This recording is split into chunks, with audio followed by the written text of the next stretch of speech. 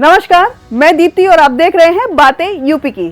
आइए शुरुआत करते हैं अपने खास कार्यक्रम यूपी दिस वीक की और सबसे पहले नजर डालते हैं हेडलाइंस पर। इलाहाबाद हाईकोर्ट ने दहेज पर सुनाया फैसला, कहा कम दहेज का ताना देना दंडनीय नहीं। टॉप 10 AI एक्सपर्ट में गोरखपुर के अविनाश हुए शामिल। अलीगढ़ के डिफेंस कॉरिडोर में पिस्टल व रिवॉल्वर का निर्माण शुरू। चांदी की सबसे अधिक मांग वाला शहर बना आगरा। पीलीभीत के सत्यदीप ने फतेह की एवरेस्ट की चोटी और मेरठ में बनेगा प्रदेश का पहला police dog squad training centre. Kanpur में तैयार किया जाएगा खास ड्रोन कलाम, दुश्मनों का होगा काम तमाम। और अब खबरें विस्तार से। इलाहाबाद हाई कोर्ट ने अपने एक महत्वपूर्ण निर्णय में कहा है कि किसी महिला को कम दहेज लाने के लिए ताना मारना कानून के तहत दंडनीय अपराध नहीं है। कोर्ट ने कहा कि अस्पष्ट रूप से IPC की धारा 498A के तहत क्रूरता का अपराध गठित नहीं होता है जब तक कि किसी के विरुद्ध विशिष्ट आरोप न लगाए गए हों। मात्र सामान्य प्रकृति के आरोप आपराधिक कार्यवाही चलने का पर्याप्त आधार नहीं हो सकते। कोर्ट ने कहा कि हर आरोपी द्वारा किए गए अपराध और उसमें उसकी भूमिका के बारे में विशिष्ट विवरण देना अनिवार्य है। कोर्ट ने अपना निर्णय एक केस की सुनवाई के दौरान दिया है। चलते हैं अगली खबर की ओर।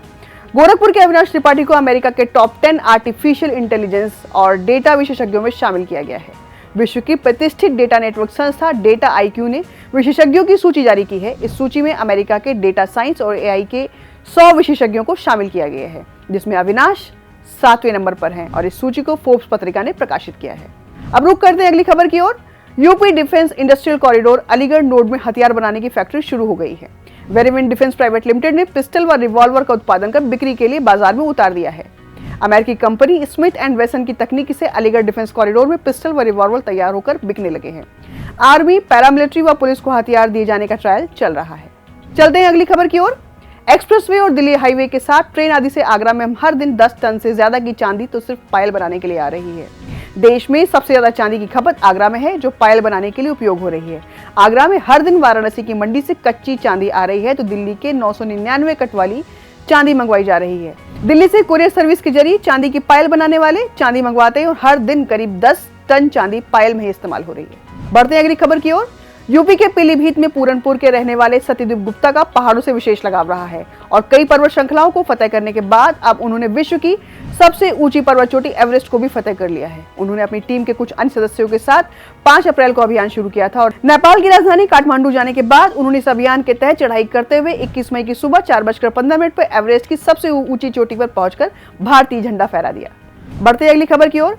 यूपी पुलिस का पहला dog squad training centre Meerut PTS में बनेगा। इसके लिए प्रशिक्षण निदेशालय की ओर से पत्राचार किया गया है और भूमि संबंधित जानकारी भी ली गई है। इसके अलावा यह भी पूछा गया है कि किस तरह के प्रशिक्षण और बाकी व्यवस्थाएं की जाती हैं। और अब इस मामले में यूपी पुलिस के लॉजिस्टिक मुख्यालय से संपर्क किया जा रहा है।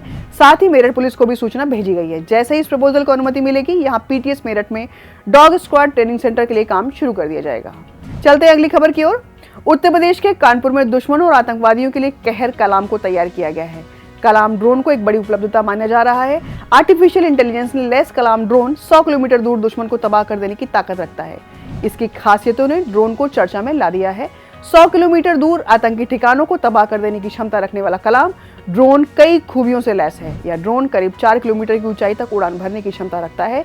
इसकी रफ्तार 40 मीटर प्रति सेकंड है। इसे IIT कानपुर के एरोस्पेस इंजीनियरिंग विभाग के वैज्ञानिक डॉक्टर सुब्रमण्यम सरडेरा और उनकी टीम ने तैयार किया है। अब चलते चलते एक नजर डालते हैं देश दुनिया की कुछ अन्य अहम खबरों पर। भारत में दुनिया का पहला 100% बायोडिग्रेडेबल पेन लॉन्च किया गया है। इस पेन में गैर विषाक्त स्याही और रिन्यूएबल पेपर से बनी रिफिल का उपयोग किया गया है, जिसका बाहरी हिस्सा बांस, कागज या धातु से बना हुआ है। महिला एवं बाल विकास मंत्रालय द्वारा खाद्य और पोषण बोर्ड को औपचारिक रूप से भंग कर दिया गया है।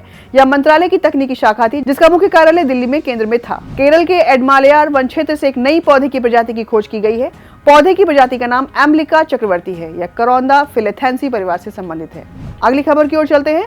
यूपी के 18 वर्षीय रिक्शा चालक आरती को अमल क्लूनी महिला सशक्तिकरण पुरस्कार मिला है। उन्हें सरकार की पिंक ई-रिक्शा पहल के तहत अपने काम के माध्यम से अन्य युवा लड़कियों को प्रेरित करने के लिए सम्मानित किया गया है। मुंबई में रहने वाली काम्या कार्तिकेयन ने दुनिया की सबसे ऊंची पर्वत चोटी माउंट एवरेस्ट को फतेह कर लिया है। वो ऐसा करने वाली सबसे कम उम्र की भारतीय बन गई हैं। उन्होंने यह उपलब्धि मात्र 16 साल की उम्र में हासिल की है। तो बस आज कार्यक्रम में इतना ही और कार्यक्रम में दी गई जानकारी आपको कैसी लगी कमेंट सेक्शन में जरूर बताइएगा और ऐसे ही खबरों के लिए देखते रहे और करते रहे बातें यूपी की।